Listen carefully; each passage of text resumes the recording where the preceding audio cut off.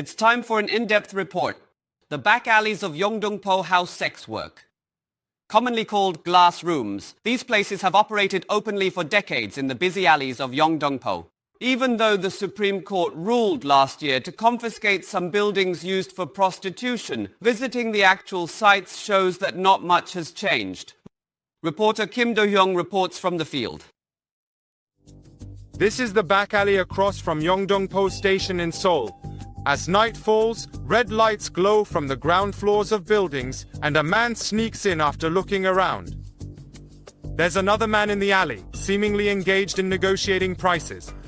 As we draw closer, inside the glass doors, women dressed up, knocking and motioning to attract customers. It is known as the so-called glass room, essentially Seoul's last remaining red light district, located just 30 meters from a major department store. It feels pretty awkward to walk with kids here. Even though I'm unfamiliar with this part of town, it genuinely makes me feel uneasy. Near the glass rooms, teenagers are frequently seen passing by, seemingly unaware of their surroundings and context. According to district office rules, this area is off limits to teenagers, but since it's near malls, restaurants and other facilities, many pass through unknowingly. Have you ever been specifically told by your school officials or district office that you are not allowed to walk through this particular area? No, I haven't been told, but I sometimes feel like someone might come up from behind. Although human trafficking is clearly illegal in Korea, it still continues to thrive because the government isn't cracking down effectively enough. The district office claims they currently lack the authority to conduct direct crackdowns and are waiting for redevelopment to fully resolve the issue.